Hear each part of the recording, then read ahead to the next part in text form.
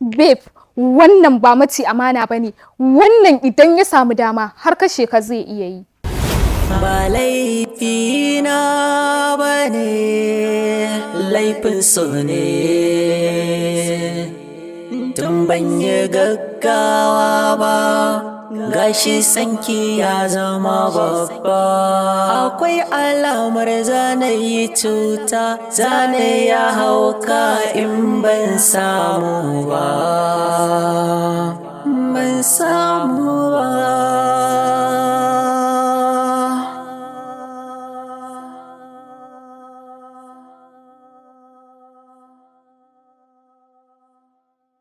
Budurwar abokina,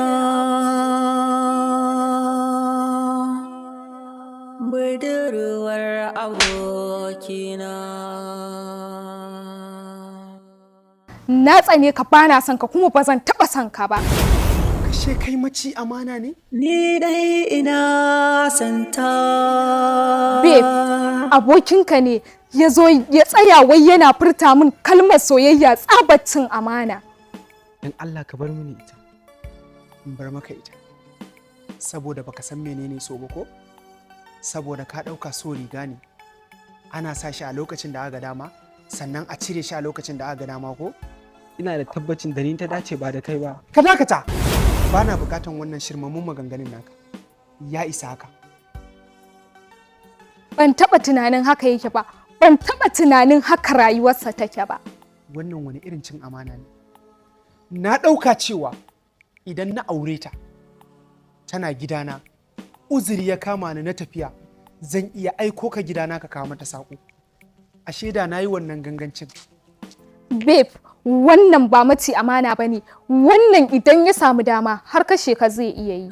Ki taimaka wa zuciyata, karko mummunar Abokina, me yasa ba za ka iya min wannan ba? Me yasa ba za ka iya sadaukar min da soyayyarta ba? Baka da kuɗin da za ka iya siyan soyayyarta. Sannan baka da abin da za ka yi. Ko ya ɗauka, ni ma irin wa'annan matan ne, kowa baby, kowa sweetheart, to ni ba haka nake ba. Idan ina son nawa, ina son shi ne kawai. Abokina ka sani, shi masoyi majinyaci ne. Lokacin da na yi haka, ban ma sani ba. Wai me yasa maza suke son alfahari da kuɗi, suke son alfahari da mulki? Ko ka san cewa mace ita ake kira da mulki, sannan ita ake kira da sarauniya? Ko ka san cewa mace ce take sa sarki idan ya dawo daga fada ya mata girki?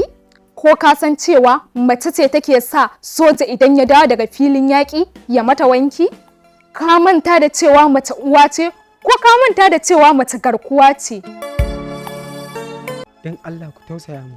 Na zama zautacce a so, na zama mahaukaci akan ƙaunarki. Don haka ba zan taɓa zub da mutunci na in bi abokin saurayi na ba, akan wai wani abu wai shi kuɗi. Abokina, tunda ka ga na cire kunya na zo gare ta, haka yana nufin ina son ta. Na gane. Wannan shine soyayya. Kana bukatar kuɗi? Kana bukatar sutura? Kana bukatar abinci? Kana bukatar kwanciyar hankali? To don Allah ka bar mini ita. Na gane. Tabbas na gane. Ashe kai maci amana. Sannan kuma ba ni da yunwa. Ba ni da rashin sutura. Ba ni da rashin abinci. Ita nake yunwa kuma ita nake muradi. Don haka ba zan iya bar maka ita ba. Ba haka bane. Don Allah ka saurare ni, ka fahimce ni. With due respect, kan na ƙara ganin ka tare da ita. Ni dai ina santa. Budurwar abokina. Ina son ta.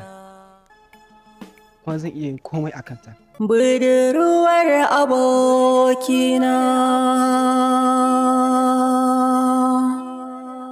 Budurwar abokina.